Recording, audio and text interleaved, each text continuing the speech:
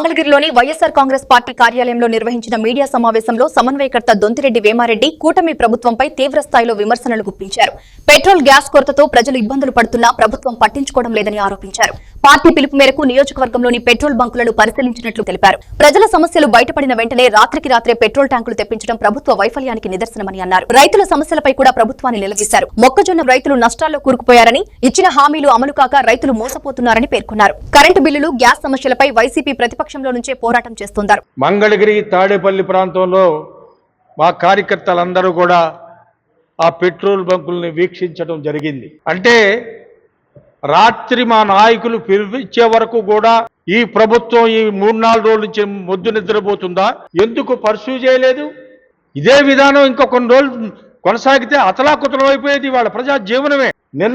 నిన్న ఈ టైంలో తాడేపల్లిలో కిలోమీటర్ల లెక్క బళ్ళు నిలబడి ఉన్నాయి. ఒక నాట్ ఓన్లీ తాడేపల్లి, అన్ని ప్రాంతాల్లో, మంగళగిరిలో కానీ, విజయవాడ కానీ, గుంటూరు కానీ, మన చుట్టుపక్కల ఉన్న అన్ని ప్రాంతాల్లో, అంటే రాష్ట్ర వ్యాప్తంగా కూడా అదే విధానం కొనసాగింది గత 3 రోజుల నుంచి. ఈ రోజున ఉదయం రాత్రి పిలుపు ఇవ్వగానే ఎక్కడి నుంచి వచ్చినాయి మొత్తం వచ్చేసినాయి అంటే మొత్తం తెరిచారు. అన్ని బంకుల్లో కూడా ఓపెన్ అయినాయి. ఏదో 1-6 తప్పిస్తే అన్ని బంకుల్లో కూడా ఓపెన్ అయినాయి.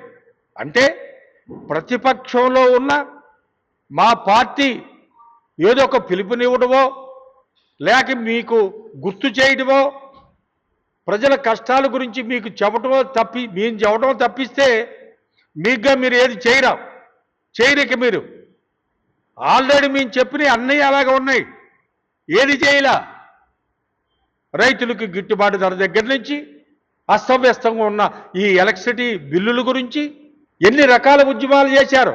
రైతులైతే మరీ అతలాకుతలంగా ఉందో వాళ్ళ జీవితాలు. ఇవాళ ఆ మహానుభావుడు మా జగన్మోహన్ రెడ్డి గారు ఎంఎస్పి ఫిక్స్ చేసిన దానికి కొంత అమౌంట్ పెట్టి, దానికి రిజర్వ్ ఫండ్ ఒక 3,000 కోట్లు పెట్టి, ఎప్పుడైతే రైతు కష్టాల్లో ఉన్నాడో మినిమం సపోర్ట్ ప్రైస్కి తక్కువగా ఉందో మార్కెట్లో దాన్ని ఎంఎస్పికి ఇచ్చి ప్రభుత్వమే కొని రైతులను ఆదుకున్న పరిస్థితి.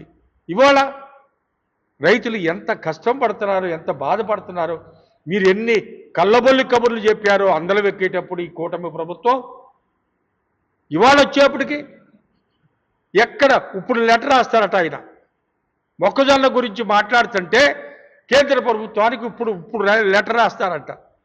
రైతులందరూ సగం మునిగిపోయారో, సగం నానా కష్టాలు పడుతున్నారు, ఎంతకి తెగనమ్ముకున్నారు వచ్చిన దానికి. ఎందుకంటే వాళ్ళు బయట వడ్డీలకి తెచ్చుకుంటారు పల్లెటూళ్ళలో. ఆడ కళ్ళ మీద డబ్బులు వస్తేనే ఎవరికాళ్ళు క్లియర్ చేసి తనకేమైనా రూపాయి మిగిలితే తింటాడు, లేకపోతే అదో లక్షణాన్ని మళ్ళీ వచ్చే సంవత్సరానికి ఎదురు చూస్తుంటాడు. అది రైతు బ్రతుకు.